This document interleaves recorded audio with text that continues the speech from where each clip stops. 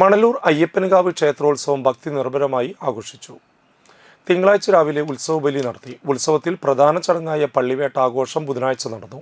ചെറുശ്ശേരി കുട്ടന്മാരാരുടെ പഞ്ചാരിമേളം അരങ്ങേറി. വൈകിട്ട് തന്ത്രിയില്ലമായ കല്ലേലി താമരപ്പള്ളി മനയിലെ പറയെടുപ്പിന് ശേഷം പടിഞ്ഞാറ് നടപ്പുരയിൽ നിന്നും പല്ലശ്ശന മുരളിമാരാർ നയിച്ച പഞ്ചവാദ്യത്തോടുകൂടിയ കാഴ്ചശീവേലി നടത്തി. പള്ളിവേട്ട എഴുന്നള്ളിപ്പിന് 5 ഗജവീരന്മാർ അണിനിരന്നു. രാത്രി ക്ഷേത്രത്തിന്റെ കിഴക്ക് നടയിലുള്ള ആൽത്തറയിൽ പള്ളിവേട്ട, തുടർന്ന് തൃപ്പയാർ അനിയന്മാരാരുടെ നേതൃത്വത്തിൽ പാണ്ടിമേളവും നടന്നു. ഫെബ്രുവരി 5 രാവിലെ 8 ക്ഷേത്രക്കുളത്തിൽ ഭഗവാന്റെ ആറാട്ടും തുടർന്ന് കൊടിക്കൽപ്പറ ആറാട്ട് പ്രദർശനവും നടത്തി.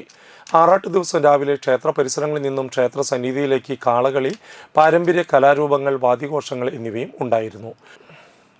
ഉത്സവ ചടങ്ങുകൾക്ക് ക്ഷേത്രം തന്ത്രിമാരായ വടക്കേടത്ത് താമരപ്പള്ളി മന ദാമോദരൻ നമ്പൂതിരി, കല്ലേലി താമരപ്പള്ളി മന ദാമോദരൻ നമ്പൂതിരി, മേൽശാന്തി രാഘവേന്ദ്ര ആചാര്യ എന്നിവർ കാർമ്മികത്വം വഹിച്ചു.